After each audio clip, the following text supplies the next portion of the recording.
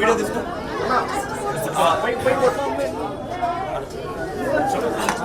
గంటలకు లేచి bathroom cure ఉన్నాయి. తాగడానికి నీళ్లు లేని పరిస్థితి ఈ రోజు ఇక్కడ ఒంగోలులోని బీసీ హాస్టల్ ఉంది. తాగడానికి నీళ్లు కూడా లేని పరిస్థితి.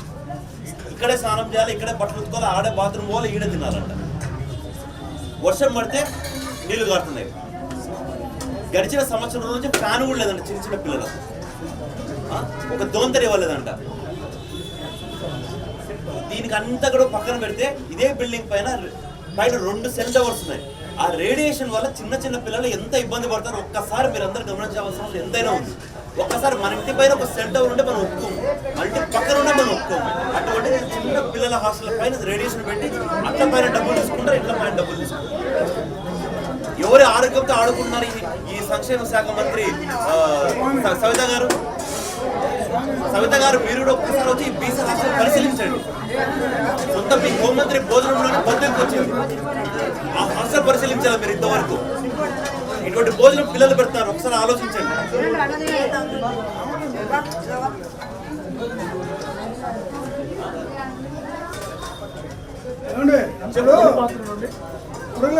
ఇటువంటి భోజనం నీ పిల్లల్లో పెడతారా చెప్పు. ఇటువంటి భోజనం నీ పిల్లల్లో పెడతావా? సొంత పిల్లలు పెడతావా? పెడతావా ఇటువంటి భోజనం? స్ట్రెంగ్త్ ఎంత సార్ ఒక మాట చెప్పండి. ఎన్ని బాత్రూమ్లు ఉన్నాయి? ఎన్ని బాత్రూమ్లు ఉన్నాయి?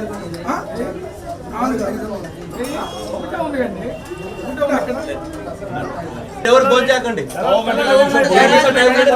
అందరికి మీరు పొరపాటున మేము పోయిన తర్వాత బాబు ఒక్క నిమిషం వినండి. పొరపాటున మేము పోయిన తర్వాత మీ వార్డెన్ ఎవరినైనా మిమ్మల్ని కొట్టడం కానీ హరాస్మెంట్ చేయడం కానీ చేస్తే కనుక నేను నంబర్ ఇస్తా, రాసుకోండి. ఆ నంబర్ కాల్ చేయండి. మా వాళ్ళు వస్తారు, ఇక్కడే కూర్చొని ఇక్కడే ధర్నా చేస్తారు. మీకు అందరికీ సొంత అన్న మాదిరి మేము ఎప్పుడు నిలబడి ఉంటాం. సరేనా? రవీంద్ర మీ నంబర్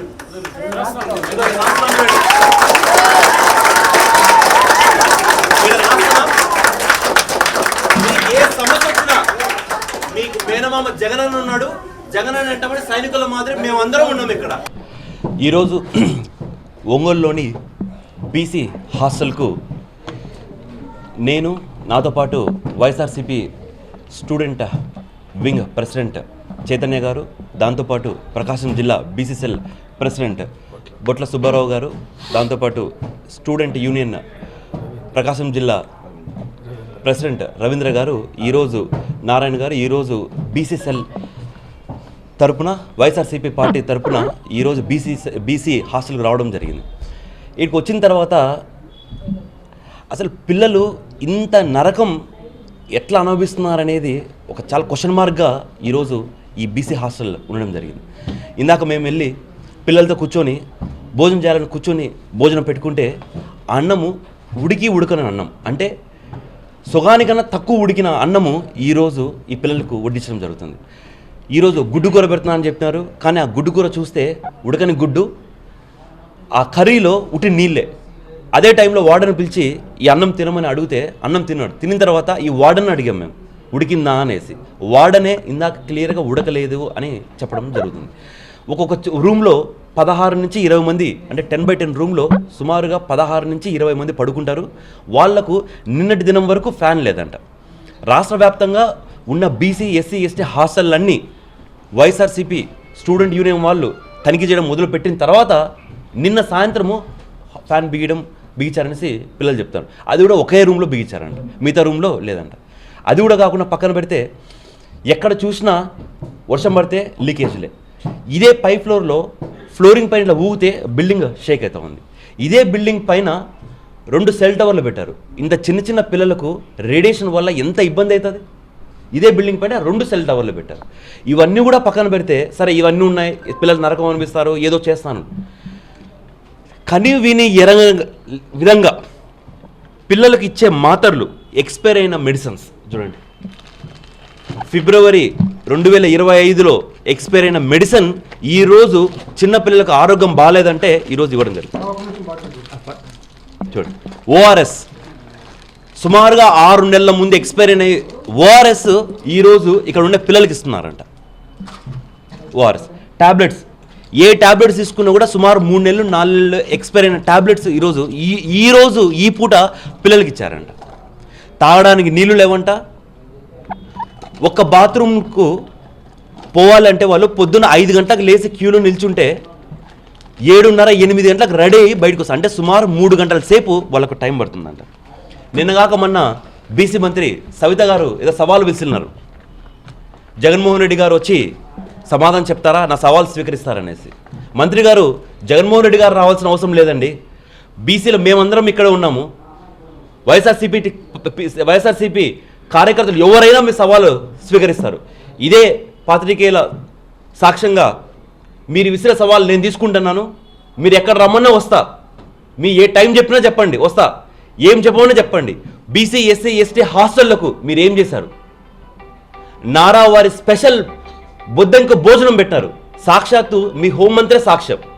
మీ హాస్టల్లో నారా వారి స్పెషల్ బొద్దంక భోజనం పెట్టారు. గోరుముద్దను కాస్త గోరముద్దగా తయారు చేశారు. మా జగనన్న ముఖ్యమంత్రిగా ఉన్నప్పుడు గోరుముద్ద అనే కార్యక్రమం ద్వారా 7,245,000 కోట్లు ఖర్చు పెట్టి ప్రతిరోజు ఒక మెన్యూ, రోజు రాగి జావా, పల్లి చిక్కి, అట్లా ప్రతిరోజు పౌష్టికరమైన ఆహారం పెట్టిన ప్రభుత్వం మా ప్రభుత్వం. మీ ఇంట్లో మీ పిల్లలకైతే ఇదే పాఠశాల ఇదే హాస్టల్లో పెడతారా అని సూటిగా ఇదే బీసీ సంక్షేమ మంత్రి గారిని నేను అడుగుతున్నా. మీరు విసిన సవాళ్ళను ఈ రమేష్ స్వీకరిస్తున్నాడు. ఎక్కడ రావాలో చెప్పండి, ఏ టైం అయినా చెప్పండి, మేమందరం వస్తాం. మీరు అడిగే ప్రతి క్వశ్చన్కు సమాధానం చెప్తాం. మేము అడిగే క్వశ్చన్ మీరు సమాధానం చెప్పకపోతే మీరు రాజీనామా చేస్తారా అని అడుగుతున్నాను. ఒక్కసారి మీ నారా వారి స్పెషల్ బొద్దంక భోజనం తిన్న హాస్టల్ అన్న మీరు పరిశీలించారా? మీరు మంత్రిగా 3 సంవత్సరం 3 నెలలు అయింది. ఏ హాస్టల్ విజిట్ చేశారో చెప్పండి. ఒక బంగ్లాలో కూర్చొని ఒక ప్రెస్ నోట్ వదులుతారు. ఒక ప్రెస్ నోట్ వదిలితే ఓ బీసీ ఎస్టీ మైనార్టీ పిల్లలకు ఆరోగ్యమైన ఫుడ్ రాదమ్మా. రండి, తిరగండి, చూడండి, మీ సమస్య వాళ్ళ సమస్య తెలుసుకోండి. అంతేగాని ఎక్కడ కూర్చొని సవాలు విసులితే ఇది అయ్యేదేం లేదు. మీ వీసే ప్రతి సవాలు తీసుకోవడానికి వైఎస్ఆర్సీపీ పార్టీ ఎప్పుడు సిద్ధంగా ఉంటుందనేసి మరొకసారి చెప్తున్నాం. కాబట్టి మీరు ఇప్పటికైనా నారావారి స్పెషల్ బొద్దంకి భోజనాలు, నారావారి స్పెషల్ సాంబార్లో బల్లి, నారావారి పురుగు పట్టిన అన్నం, ఈ మెన్యూ తీసేసి జగనన్న పెట్టిన 16 రకాల పౌష్టికరమైన ఆహారాలు గోరుముద్దగా పెట్టండి. గోరుముద్దగా పెట్టకోకుండా పిల్లలు మీ పిల్లలుగా భావించి మేము ఏం చేసామో మీరు కూడా అదే చేయాలనేసి విజ్ఞప్తి చేయడం జరుగుతుంది. గడిచిన ఏడాది పాలనలో నేను చాలాసార్లు చెప్పాను, బాబు షూరిటీ భవిష్యత్తు గ్యారంటీ అంటారు. అంత సీన్ ఏం లేదు. బాబు షూరిటీ వెన్నుపోటు గ్యారంటీ. ఎందుకంటే ఒక బీసీ ఎస్సీ ఎస్టీ మైనార్టీలే కాదు, ప్రతి ఒక్కరికి వెన్నుపోటు పొడచంలో నారావారు మించిన వ్యక్తి ఎవరు లేరు. స్కామ్ చేయడంలో స్కిల్ ఉన్నోడు నారా చంద్రబాబు నాయుడు గారు. ఈ కూటమి ప్రభుత్వం కంప్లీట్గా ఫెయిల్ అయిపోయింది. సంక్షేమ పథకాల్లో కావచ్చు, అదేవిధంగా డెవలప్మెంట్ కావచ్చు, అదేవిధంగా ఏ సెక్టర్లోనూ చూసుకోండి, ఫెయిల్ అయిన ప్రభుత్వం ఏదైనా ఉందంటే ఈ కూటమి ప్రభుత్వం.